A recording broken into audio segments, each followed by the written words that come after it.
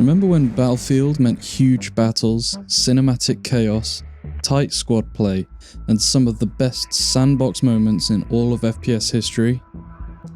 Well, that was then, and now, Delta Force is here, and somehow it's delivering a more authentic Battlefield experience than Battlefield itself. Today we're diving into Delta Force vs Battlefield, how a reboot from a 90s shooter franchise has captured the spirit of classic Battlefield, what it does better, and whether it can reclaim the space DICE has slowly let slip through its fingers.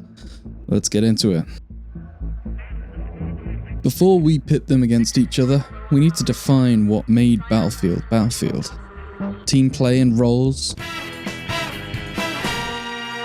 The magic wasn't just big maps, it was squads reviving, repairing, and suppressing together. There's also the vehicles and the sandbox chaos, jets crashing into buildings, tanks rolling over hills, helicopters raining fire down from above. These moments that just felt unscripted and unforgettable. Game modes with purpose, rush, conquest, they weren't just modes, they were experiences that demanded coordination and adaptation. There was also the destruction and the immersion. From the Frostbite's engine destruction in Bad Company 2 to the dynamic weather of Battlefield 4, it all felt so alive. So when we talk about Delta Force capturing Battlefield, this is the DNA that we're talking about. Originally known for its pixelated 1998 shooter roots, Delta Force has been reborn under Tencent-backed Timmy Studio. Delta Force Hawk Ops launches with 3 core modes, but the star of the show for me is Warfare mode. 32 versus 32 player battles, helicopters, tanks and gunboats, sadly no jets as of yet, huge open maps with multiple objectives, class-based loadouts and homage to the past, and squad spawning, reviving and healing. It sounds familiar because it is. Delta Force isn't hiding its inspiration, it's embracing it. It's a love letter to the Battlefield 3 and 4 era gameplay, and honestly, it's doing a lot of it but better. So let's talk brass tracks. Where does Delta Force actually outperform Battlefield in 2025? First thing to talk about is the refocused class system. Battlefield blurred its class system roles in recent entries. Delta Force brings back meaningful distinctions with medics, engineers actually being medics and engineers. There's also the map design with intent. Battlefield 2042 maps were criticised for being too open and empty, whereas Delta Force maps are dense, vertical, and full of purpose, offering sniper lanes, flanking routes, and vehicle choke points. And that brings me onto the vehicles, which just feel right again. Delta Force nails vehicle handling. The choppers sway, the tanks rumble, gunboats are powerful but vulnerable, multiple seat rolls are back, you can gun, repair, navigate. There's also better squad tools, comms wheel, spawn system, markers, revives. It feels like old Battlefield, not hero shooter chaos. And lastly, it's free to play done right. There's no pay to win, it's cosmetics focused monetization so far. Frequent updates, community engagement, and beta feedback integration. Delta Force isn't reinventing the wheel, it's just building the one that Battlefield forgot how to make. So let's be clear, these aren't identical games, and in some ways they are deliberately parting ways from one another.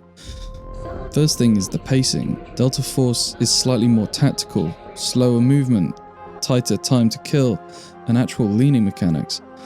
Battlefield has always leaned more arcade with sprinting, diving, and faster respawns.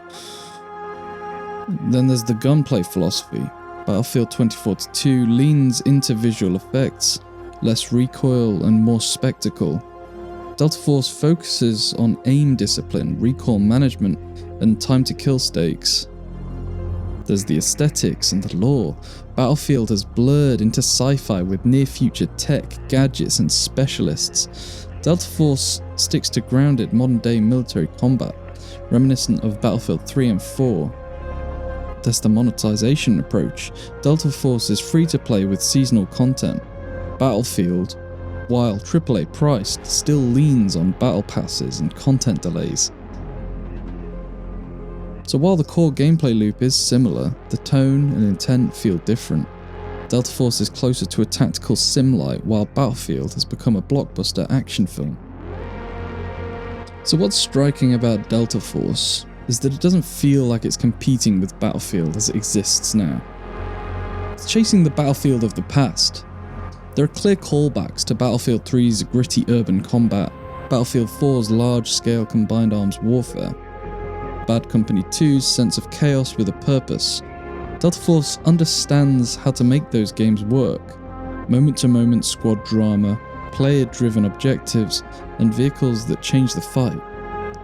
It doesn't chase trends, no wall running, no 128-player chaos soup.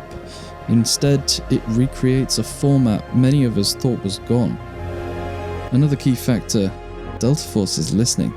Community feedback from the betas is actively shaping maps and balance. Developers are transparent and communicative. Player-made clips, memes, and Reddit threads show genuine hype and hope. Meanwhile, Battlefield's community feels fractured, split between nostalgia and frustration, ongoing debate over specialists, lack of content, and inconsistent updates. Delta Force is riding a wave of goodwill that Battlefield hasn't seen since 2013.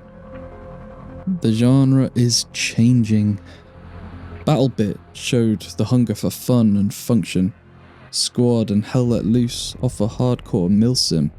X-Defiant and COD are going fast-paced, but in the middle, the perfect blend of tactical and accessible, Delta Force may be stepping into that sweet spot.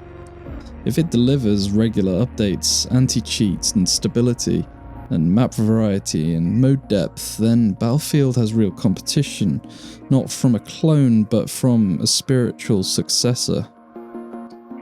So where does this leave us? Delta Force might not have the name recognition yet, or the budget, or the cinematic trailers of Battlefield, but what it does have is heart and clarity. It knows what it wants to be. And for a lot of us, that's enough. Battlefield still has time for a comeback, but if it doesn't get back to its roots soon, Delta Force may just claim the legacy.